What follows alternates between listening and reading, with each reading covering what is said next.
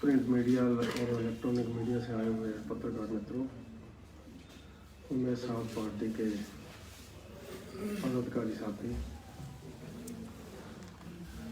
आजकल पूरे देश के अंदर किसान आंदोलन के नाम पर एक आंदोलन चल रहा है। किसानों के माध्यम से ये आंदोलन अपनी कुछ मांगे हैं जिनके बारे में वो आंदोलन कर रहे हैं। जो भी कृषि बिल आए थे, उन बिलों के बारे में शुरू में कुछ बातें विरोध में, कुछ समर्थन में हुई और कुछ सुझाव भी आए कि इसमें संशोधन चाहते हैं किसान संगठन और अन्य लोग। लोकतंत्र में हर आदमी को अधिकार है अपने हक के लिए आंदोलन करना। कोई भी आंदोलन करता है व्यक्ति तो वो लोकतंत्र में जिसकी आस्था है वो भी आंदोलन करता है। और भारतीय जनता पार्टी हमेशा किसानों, गरीब, दलित, पिछड़े और वंचित जो लोग हैं उनके पक्ष में हमेशा खड़ी रही है। और यही कारण है कि भारतीय जनता पार्टी धीरे धीरे गरीब परिवारों से उठ करके देश को लीडरशिप देती रही। वो चाहे अटल जी, श्यामा प्रसाद मुखर्जी, दीनदयाल जी, अडवाणी जी और आज नरेंद्र मोदी जी, अमित शाह जी, नड्डा जी से लेकर राजनाथ जी और अन्य जितने भी लीडर्स हमारे हैं, वो सब लोग ज़मीन से उठ करके सब लोग आए हुए लोग हैं। और हमेशा गरीब लोगों का और विशेष रूप से किसानों के पक्ष में भारतीय जनता पार्टी हमेशा खड़ी रही। और जब से नरेंद्र मोदी जी आए हैं सत्ता में, तब से उन्होंने हर वर्ग का ध्यान रखा है। और किसानों के बारे में मोदी जी ने पहले ही ऐलान करके रखा है कि आने वाले समय में किसानों की आय को हम लोगों को दोगुना करना है। देश के अंदर कृषि को बढ़ावा देना है। कृषक जो मेहनत करके भी उसका मेहनतनामा उसको नहीं मिल पाता है, उसके कारण किसानी को छोड़ रहा है। खेतीबाड़ी किसी भी किसान का बेटा नहीं करना चाहता और ना ही अन्य को करना चाहता है। इसलिए मोदी जी ने विशेष ध्यान कृषि की तरफ दिया और किसानों को यानी एक जिसको हम कह सकते हैं पॉजिटिव और एटमॉस्फेयर बनाने के लिए उन्होंने कहा कि आपकी उपज को हम लोग आने वाले 5 सालों के अंदर दोगुना करेंगे। उसके लिए जहां नरेंद्र मोदी जी ने किसानों की आय बढ़ाने के लिए किसान निधि योजना चलाई, जिसके अंतर्गत देश के 9 करोड़ से ज़्यादा किसानों को अभी तक 95,000 करोड़ रुपया उनके अकाउंट में डाला गया है और हर साल 6,000 रुपया हर किसान के खाते में जा रहा है। और इसी तरह से किसान की खेत को पानी मिले, उसके लिए नरेंद्र मोदी जी ने एक नारा दिया, 1 ड्रॉप मोर क्रॉप, यानी एक एक बूंद से कृषि को हम लोग बढ़ाएं। तो उस पानी की बूंद को खेतों तक कैसे पहुंचाया जाए, उसके लिए नरेंद्र मोदी जी ने प्रधानमंत्री सिंचाई योजना देश के अंदर शुरू की। जिस तरह से प्रधानमंत्री सड़क योजना अटल जी ने शुरू की थी, नरेंद्र मोदी जी ने उसी तर्ज के ऊपर किसानों की आय को दोगुना करने के क्षेत्र में एक अहम कदम उठाया कि प्रधानमंत्री सिंचाई योजना, जिसके अंतर्गत 55,000 करोड़ रुपया बजट के अंदर रखा गया ताकि लोगों को, किसानों को सिंचाई मिल सके। सिंचाई मिलेगी तो उपज बढ़ेगी, उपज बढ़ेगी तो आदमी को आय बढ़ेगी, आय बढ़ेगी तो किसान खुशहाल होगा। उसी कारण उसी योजना के समय उन्होंने कहा था कि 1 ड्रॉप मोर क्रॉप, तो उसके अंतर्गत ये सारा काम चला हुआ है। वहीं पर देश के किसानों को आज भी सस्ते रेट के ऊपर ट्रैक्टर दिए जा रहे हैं। एक ट्रैक्टर अगर किसान को मिलता है तो उसके ऊपर एग्रीकल्चर डिपार्टमेंट के माध्यम से 3 लाख रुपया सब्सिडी ट्रैक्टर के ऊपर किसान को दी जाती है। ऐसी अनेकों योजनाएं जहां नरेंद्र मोदी जी ने किसानों के हित में चलाई, वहीं पर इस देश के अंदर उस संशोधन होने चाहिए, क्योंकि हर चले हुए कानून के कुछ सकारात्मक पक्ष हैं, कुछ विरोधी पक्ष हैं। तो उसमें चर्चा करके कृषि संशोधन बिल पास किए गए, जिसके माध्यम से किसानों के साथ जो धोखाधड़ी होती है, किसानों की उपज को उनकी इच्छा के अनुसार कहीं बेचने नहीं दिया जाता, किसानों के ऊपर मंडियों के अंदर टैक्स लगते हैं या उनके ऊपर उस परसेंटेज उनसे ली जाती है, उन सारी चीज़ों को नकार करके मोदी जी ने इन संशोधनों को पास किया। शुरुआत में अनेकों राजनीतिक दल इसके पक्ष में थे। इवन कांग्रेस ने अपने शासन के समय पर अनेकों ऐसी बार उनके नेताओं ने भाषण दिए हैं कि ये चीज़ें सुधार होनी चाहिए जो आज मोदी जी ने की है। उनके लीडर उस समय उसमें पक्ष में रहे, कर नहीं पाए लेकिन चाहते थे। मोदी जी ने वो किया। उसके बाद लोगों ने इसके विरोध में आंदोलन शुरू किया और आंदोलन किसानों के हाथ में रहे, इसमें किसी को कोई आपत्ति नहीं है। आंदोलन की सीमाओं को देखते हुए चले, उसमें भी किसी को कोई आपत्ति नहीं है, क्योंकि आंदोलन लोकतंत्र को मजबूत करने के लिए किए जाते हैं। कोई भी आंदोलन हो उसमें पॉजिटिव पक्ष भी होता है, लेकिन इस आंदोलन के माध्यम से कुछ लोग इस आंदोलन को बदनाम कर रहे हैं, जिसके कारण किसानों का ऐसा लगता है कि भला नहीं हो सकता।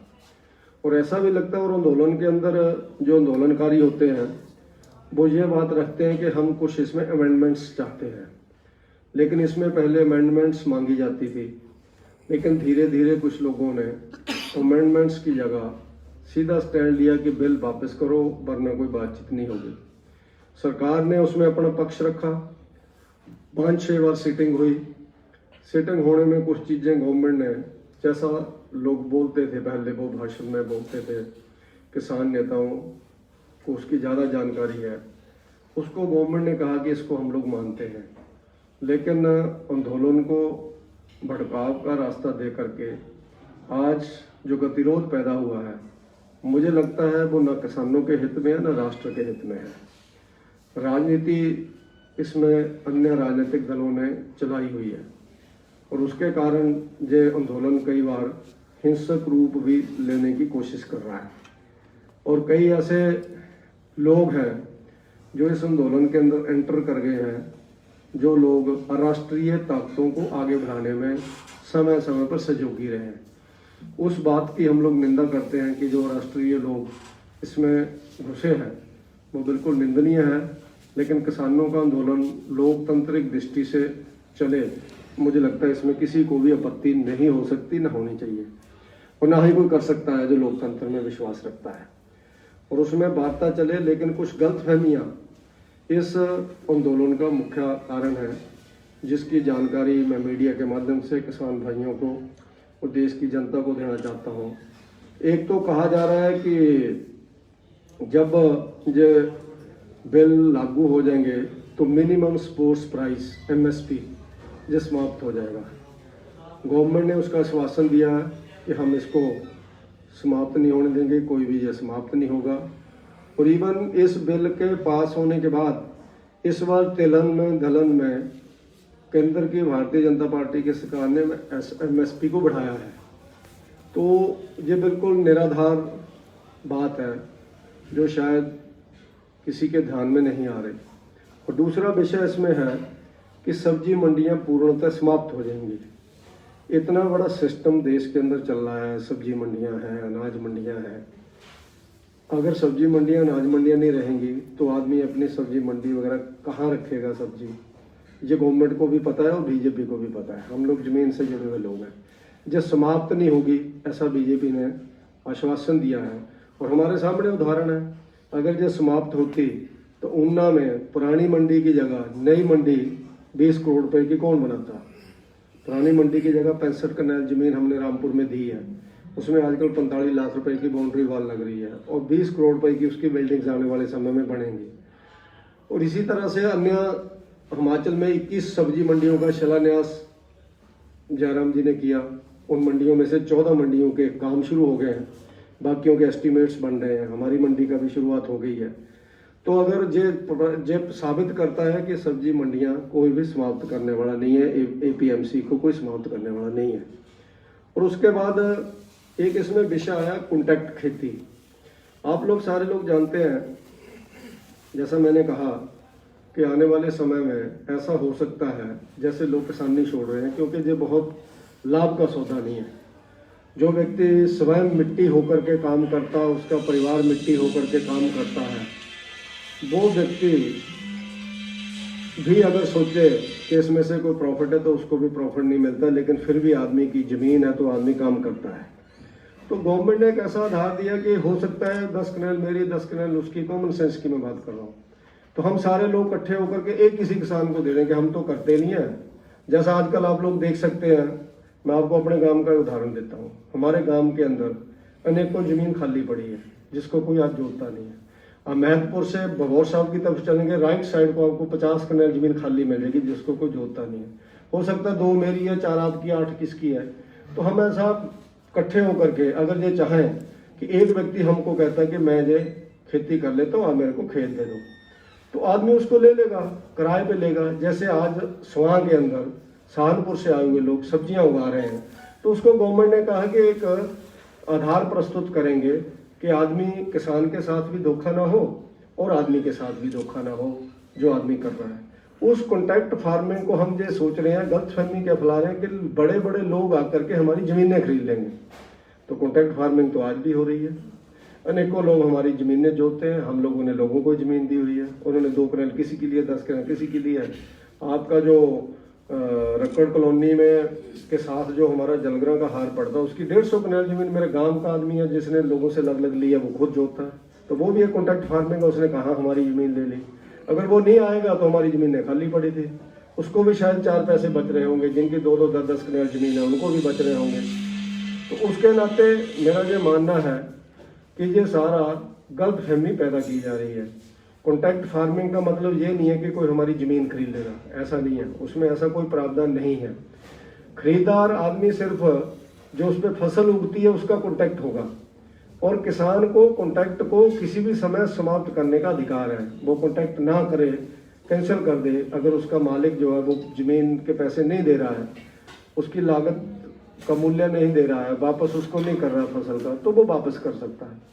इसी तरह से अगर कोई इस समझौते को तोड़ता है तो एसडीएम कोर्ट में उसके ऊपर केस किया जा सकता है और 30 दिन के अंदर उस केस का फैसला देना एसडीएम ने। यानी किसान को न्याय जल्दी मिले तो ये एसडीएम को जल्दी करना है। इसी तरह से किसान को एक अधिकार दिया गया है, जैसे आज सब्जी मंडियां चल रही हैं, मेरे पास मान लो वो है गोभी मान लो मैंने उगाई है, टमाटर उगाया है, मटर उगाया। बग्गा जी हमारे साथ जैसे बैठे हैं, ज़्यादा जानकारियाँ इनको भी है, हमें भी है। होता क्या है, मुझे जो अपने एक्सपीरियंस है, मैं अगर कहीं पंजाब में उसी मटर को, टमाटर को, बैंगन को, शलजम को ले जाके बेचना चाहता हूँ तो मेरे को सब्जी मंडी का 2% देना ही पड़ेगा। ये मेरे को पकड़ सकते हैं बॉर्डर एरिया के ऊपर जाकर के कि तू पंजाब में कैसे सब्जी बेच रहा है जाकर। चीज़ मेरी, ये होते कौन है, गवर्नमेंट होती कौन है मेरे से पूछने वाले। लेकिन किसानों को एक कड़ी डाली गई है, एक नकेल डाली गई है कि वो वहां पर सब्जी मंडी में सब्जी बेचें। अगर इनको अच्छा मूल्य मिलता है मुझे तो मैं ऊना की सब्जी मंडी में बेच सकता हूँ, नहीं मिलता मैं नंगल जा सकता हूँ, नंगल नहीं जाना तो मैंने चंडीगढ़ जाना है तो चंडीगढ़ बेच सकता हूँ। जे लोगों को लाभ दिया गया कि वो कहीं भी अपनी उपज को बेचें, तो अब इसमें कहाँ किसानों का नुकसान है। और इसके साथ साथ किसान जो भी इस तरह के काम है वो कर सकता है, उसको और आज़ादी दी गई है अपनी उपज को बेचने के लिए। तो मुझे लगता है कि इसमें लोगों को बरगलाया जा रहा है कांग्रेस के द्वारा, कम्युनिस्ट पार्टियों के द्वारा। मैं तो ये कहता हूँ कि नरेंद्र मोदी कुछ लोगों को पच नहीं रहा है, और कैसे बेचारे जीवन जी रहे होंगे ये लोग जब से नरेंद्र मोदी जी सत्ता में। कोई भी बहाना मिलता है, वो चाहे आंदोलन एंटी नेशनल हो, चाहे जेएनयू का आंदोलन हो, चाहे वो शाहीन बाग का आंदोलन हो, ये सारे लोग एकदम जने बनौर के छत्ते की तरह उस आंदोलन में कूद जाते हैं। तो ये लोग सिर्फ नरेंद्र मोदी जी हट जाएं उसके लिए आंदोलन को गलत दिशा दे रहे हैं कुछ लोग। किसानों का आंदोलन चले, किसी को कोई आपत्ति नहीं है, राजनीतिक दल भी उसमें हिस्सेदारी करें, मुझे लगता है उसमें भी किसी को कोई आपत्ति नहीं है, लेकिन वो कम से कम देश की अंदर जो हमारा राष्ट्र है, आज आपने देखा होगा इस आंदोलन के समर्थकों ने अमेरिका में या इंग्लैंड में महात्मा गांधी की मूर्ति को तोड़ दिया। मैं कांग्रेस से पूछता हूँ क्या वो उसका समर्थन करते हैं? कांग्रेस के लोगों से मैं पूछता हूँ कि इस आंदोलन के कुछ लोग ये बोल रहे हैं कि हमने इंदिरा गांधी को गोली मारी, हमने नरेंद्र मोदी जी को भी ऐसे उड़ा देंगे, तो क्या कांग्रेस उसका समर्थन करती है? कांग्रेस को आज अपने नेताओं की इज्जत का भी ध्यान नहीं है, तुच्छ राजनीतिक स्वार्थों के कारण वो आज उनको सहयोग कर रहे हैं। तो इन सब चीज़ों को हम लोग जागरूकता लाने के लिए ये कुछ चीज़ें मैंने आपके ध्यान में लाई हैं। और हमारी गवर्नमेंट जो नरेंद्र मोदी जी हमेशा किसानों के लिए सिंचाई योजना ला रहे हैं, किसानों के खाते में पैसे डाल रहे हैं, अगले 10 साल तक डालेंगे और 7.5 लाख करोड़ रुपये डालेंगे अगले साल। इसको मिला करके जो अभी तक 1 लाख करोड़ डल चुका है, वो व्यक्ति कभी किसान का विरोधी हो सकता है जो गरीबी से उठ करके आया। हाँ, उसमें कोई संशोधन हो सकते हैं, जब कोई चीज़ पास होती है तो कुछ कमियां जरूर रह जाती हैं। लोकतंत्र में वो बातचीत से सुलझाई जा सकती हैं, डेमोक्रेसी में उन बातों को मनाया जा सकता है, टेबल के ऊपर बैठ करके बात की जा सकती है, लेकिन हम बात ही नहीं करेंगे, ऐसा माहौल कुछ लोग बनाना चाहते हैं, तो वो गलत है। किसान खुशहाल हो, किसान का भी जीवन अच्छा हो, उसके बच्चे भी बड़े कॉलेजों में यूनिवर्सिटी में पढ़ें, अच्छी शिक्षा लें। मुझे लगता है कि इस देश की कोई चंद लोग किसान नहीं है, हजारों लोग किसान हैं, करोड़ों लोग किसान हैं, हम लोग भी किसान हैं। तो उसके नाते नरेंद्र मोदी जी और कांग्रेस की गवर्नमेंट की अगर हम लोग वो बात करें, कांग्रेस के लोगों ने 5 सालों में 2014 से लेकर के 2019 तक, कांग्रेस के लोगों ने 2009 से 14 तक जो इस देश के अंदर एमएसपी के नाते भंडारण किया था, उसके ऊपर कांग्रेस के लोगों ने लगभग 1.5 लाख करोड़ रुपया खर्चा था। लेकिन भारतीय जनता पार्टी की गवर्नमेंट ने 14 से 19 तक जिन नरेंद्र मोदी जी ने, उसमें लगभग 15 गुना ज़्यादा रुपया उसके ऊपर भारतीय जनता पार्टी ने खर्चा है, यानी 3,65,000 रुपया एमएसपी के ऊपर खर्च करके 3,65,000 लाख मीट्रिक टन अनाज का भंडारण किया। यानी हमारी गवर्नमेंट ने उनसे ज़्यादा भंडारण किया, नहीं तो किसान मंडियों के अंदर रुलते रहते थे, उनकी उपज को कोई पूछता नहीं था। और इसी तरह से एनडीए गवर्नमेंट ने हजारों करोड़ रुपया मिनिमम स्पोर्ट्स प्राइस के ऊपर खर्चा, हमने स्पोर्ट्स प्राइस भी बढ़ाया, हमने उसके ऊपर खर्चा भी किया। और हम लोग चाहते हैं इस देश के अंदर वेयर हाउसेज बने, हम लोग चाहते हैं इस देश के अंदर भंडारण के केंद्र बने, कोल्ड स्टोरेज बने, ताकि लोग अपने एरियो में अपनी चीज़ों को रख सकें। तो इस ये जो गलत फहमी फैलाई जा रही है किसान बिलों के बारे में, ये बिल्कुल गलत है। किसानों के हित में मुझे तो ऐसा लगता है कि डेमोक्रेसी है। जब हम लोगों ने 70 साल इन कानूनों के ऊपर चीज़ें देखी, तो हम 2-3 साल जो नए कानून पास हुए, नए बिल पास हुए, इनको भी देख लें, अगर तो गलत निकलेगा उसमें से, तो मुझे लगता है कि डेमोक्रेसी में कभी भी किसी चीज़ को चेंज किया जा सकता है, बदलाव किया जा सकता है।